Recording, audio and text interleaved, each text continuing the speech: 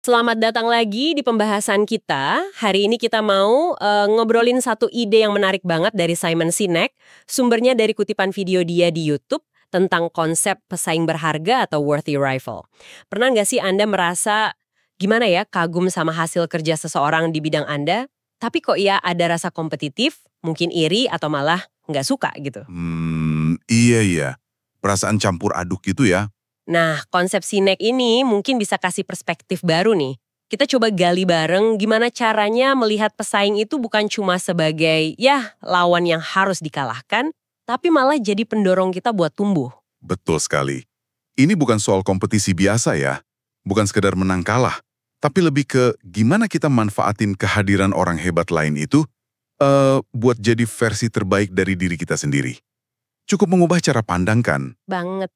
Oke, kita langsung aja deh ke cerita Sinek sendiri. Dia ngaku, ini terus terang banget ya, pernah sangat benci, itu kata-katanya, sama seorang penulis dan pembicara lain. Padahal dia juga menghormati banget karya orang itu ya. Aneh kedengarannya.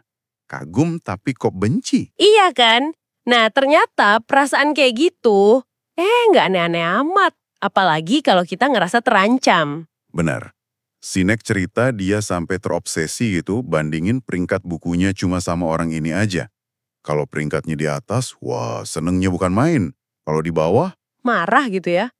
Wah, energinya habis dong buat ngurusin satu orang aja. iya, kebayang kan?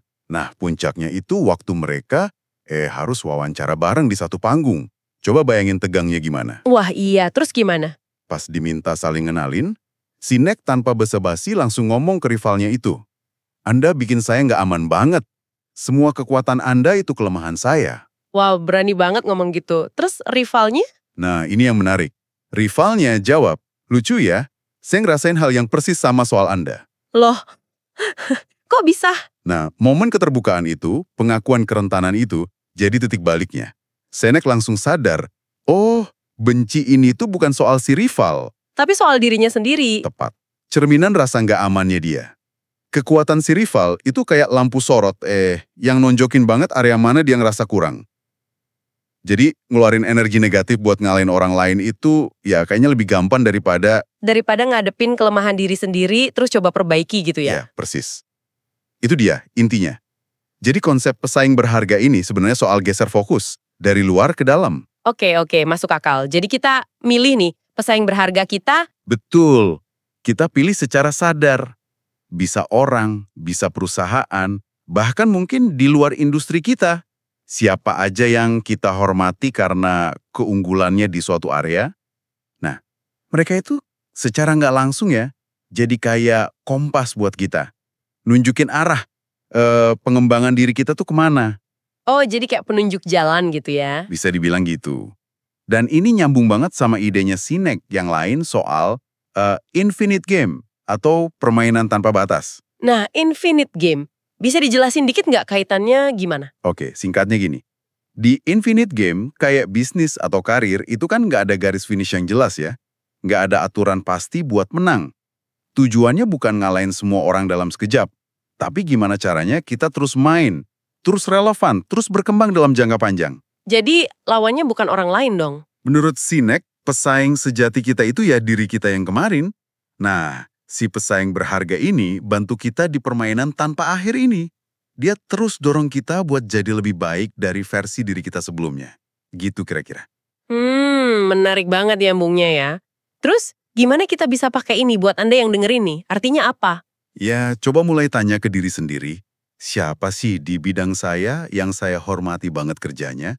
Terus, bagian mana dari apa yang dia lakuin, itu bikin saya ngerasa, ya ketantang, atau mungkin jujur aja, agak nggak nyaman. Rasa nggak nyaman itu ya, yang sering kita hindari. Justru itu, kalau kita berani ngakuin, rasa nggak nyaman itu malah bisa jadi peta jalan buat tumbuh. Kayak sinyal gitu.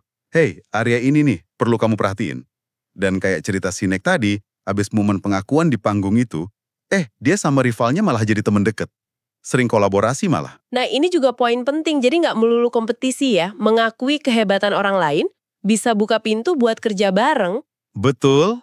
Malah bisa jadi lebih strategis kan kerja bareng orang yang kekuatannya nutupin kelemahan kita daripada pusing benerin semua sendirian. Iya juga ya. Ada contoh lain nggak? Mungkin yang lebih gede skalanya. Ada. Sinek sering pakai contoh Apple. Dulu banget pesaing berharga mereka itu IBM. Apple posisinya kayak pemberontak lawan kemapanan IBM gitu kan. Itu bantu Apple nemuin jati dirinya. Terus IBM kayak mundur ya dari arena PC? Iya, terus muncul Microsoft, jadi pesaing berharga baru. Ingat gak kampanye I'm a Mac, I'm a PC? Itu kan kayak pertarungan bajak laut Apple lawan angkatan laut Microsoft. Nah, itu ngebentuk identitas Apple lagi di era itu. Sekarang siapa dong? Mungkin, ya, Google, Facebook, yang lain, fokusnya geser mungkin ke isu privasi data dan ekosistem. Intinya, di tiap fase, pesaing berharga ini nggak cuma nunjukin potensi kelemahan Apple, tapi juga bantu mereka negasin lagi nilai inti mereka, just cause mereka, sesuai tantangan zaman. Jadi mereka tetap fokus sama tujuan jangka panjangnya. Oke, jadi jelas banget ya.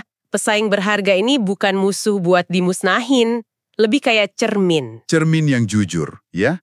Yang nunjukin di mana kita bisa dan mungkin perlu buat tumbuh. Jadi kayak katalisator gitu, buat perbaikan diri terus-menerus, bahan bakar penting lah di Infinite Game tadi. Nah, ini jadi bahan renungan penting nih buat Anda yang menyimak. Iya, coba dipikirin.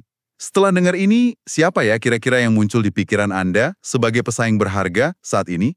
Bisa orang, bisa organisasi lain. Dan yang lebih penting lagi mungkin, Area pertumbuhan spesifik apa yang keberadaan mereka itu tunjukin ke Anda?